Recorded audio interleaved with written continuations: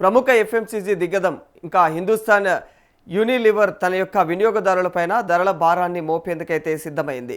పశ్చిమాసియాలో కొనసాగుతున్నటువంటి యుద్ధ ఉద్రిక్తతల కారణంగా అంతర్జాతీయ మార్కెట్లో అయితే ముడి చమురు ధరలు ఆకాశాన్ని తాకడంతో ఈ నిర్ణయం తీసుకున్నట్లుగా సమాచారం తెలుస్తుంది.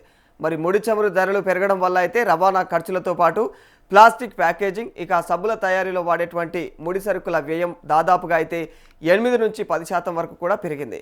మరి ఈ అదనపు ఉత్పత్తి వ్యయాన్ని తట్టుకొని ఇక కంపెనీ అయితే లాభదాయకతను కాపాడుకోవడానికి కస్టమర్ల నుంచి ఆ మొత్తాన్ని అయితే వసూలు చేయక తప్పదని పరిస్థితి కూడా నెలకొందని చెప్పేసి అయితే కంపెనీ వర్గాలు కూడా విశ్లేషిస్తూ ఉన్నాయి.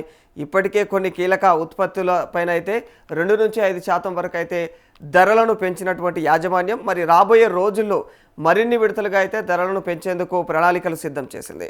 HUL కేవలం నేరుగా ధరలను పెంచడమే కాకుండా ప్యాకెట్ల పరిమాణాన్ని కూడా తగ్గించే వ్యూహాన్ని కూడా రచిస్తున్నట్లు తెలుస్తోంది.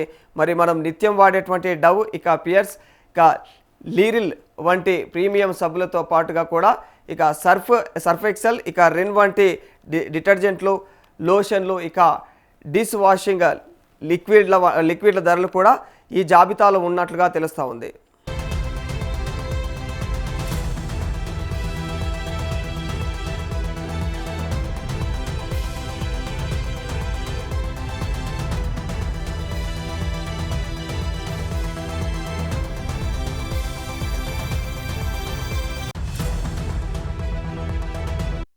ఆర్థిక సంవత్సరం 2026 ఇక 4వ త్రైమాసికంలో కంపెనీ లాభాలు 18 నుంచి 21% మేర అయితే మెరుగైన వృద్ధిని కనబరిచినప్పటికీ కూడా ఇక ముడి సరుకుల ధరల పెరుగుదల వల్ల అయితే షేర్ మార్కెట్లో కంపెనీల విలువ అయితే కొంతమేర పడిపోయిందని చెప్పుకోవాలి. మరి ఈ నేపథ్యంలో కంపెనీ CEO ప్రియా నాయర్ ఇక CFO నిరంజన్ గుప్తా ధరల సర్దుబాటు తప్పలేదని చెప్పేసి అయితే వాళ్ళు ధృవీకరించారు.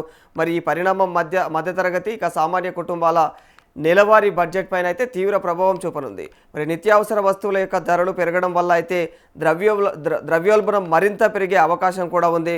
మరి సాధారణంగా HUL వంటి పెద్ద కంపెనీలు ధరలను పెంచినప్పుడు ఇక మార్కెట్లోని ఇతర చిన్న పెద్ద కంపెనీలన్నీ కూడా పోటీ పడి మరి అవన్నీ కూడా ఈ సంస్థలన్నీ కూడా అదే బాటలో నడిచే అవకాశం కూడా ఉంటుంది.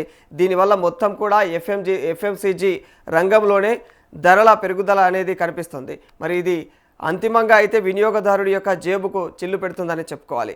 పశ్చిమాసియాలో శాంతి నెలకొంటే మరి ఆ విధమైనటువంటి ముడి చమురు ధరలు అయితే తగ్గేలా లేవని చెప్పేసి అయితే అప్పటి వరకు సామాన్యులకైతే ఈ ధరల యొక్క సెగ తప్పదని చెప్పేసి అయితే ఆర్థిక నిపుణులు హెచ్చరికలు జారీ చేస్తున్నారు.